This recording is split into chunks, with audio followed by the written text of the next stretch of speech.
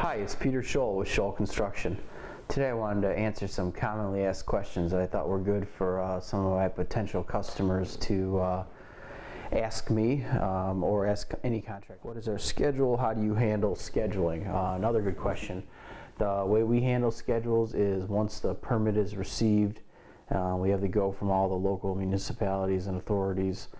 We'll put together a timeline schedule, and in that timeline it'll specify when you need to make selections so that we stay on schedule, and it also has specific tasks of when people are coming and what work they're going to do, and then that schedule is adjusted weekly. Sometimes we're moving ahead of schedule, sometimes we get behind. There's been months where I've had 18 days of rain out of 30, or it's been below zero, so and we're trying to work outside, so obviously those days are lost, and sometimes we can make them up, sometimes they're lost and the schedule gets extended. Who will be here every day? That's a good question. Most days it'll be my operations manager, project manager, or superintendent from my staff will be there, and then there'll also be one or multiple subcontractors on your job. There are days where nobody's on site, and sometimes that gets a little tense, but like some examples are, we'll pour a foundation and that foundation needs to cure before we can strip the forms and move on, so you're really waiting for the concrete to dry. Another example would be when we're doing drywall in a project. So we'll put a coat of mud on, and it'll take between 1 and 3 days, depending on the thickness and the process of the mud, to dry. So myself and my staff aren't going to come by to watch the mud dry, and either are the subcontractors. So there are some days where nobody's there, and then of course there's a day where somebody's sick or a truck breaks down. How will you communicate with me? Our most effective means of communication is our online building software that we use. It's a really nice, like a message board that you can use through an app on your phone, through any laptop, tablet, or device that you have.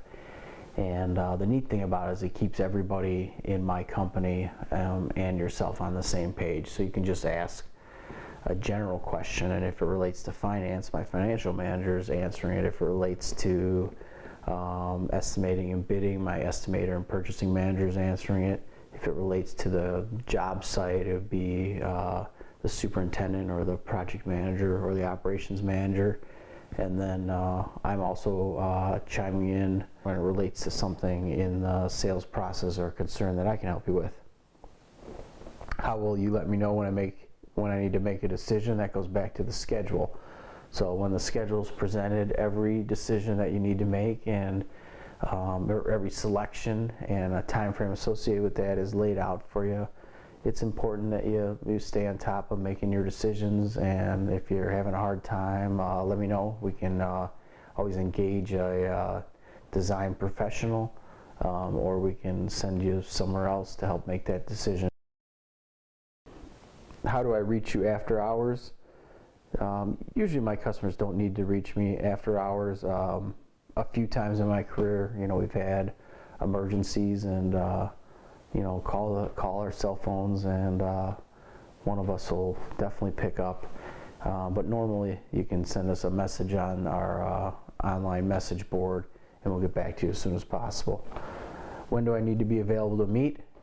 Great question. I've found every job I like to have a meeting with myself or my staff and my customers at least once a week. And what that does is it allows the customers and my staff to sort of refresh what happened the week before and what's coming up in the next week. And then it's also a way to get all your questions answered at one time, face to face.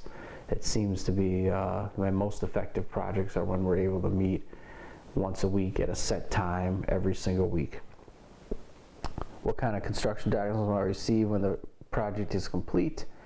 You'll receive all the warranties from the manufacturers, like all the manuals that come with all the products that you purchased.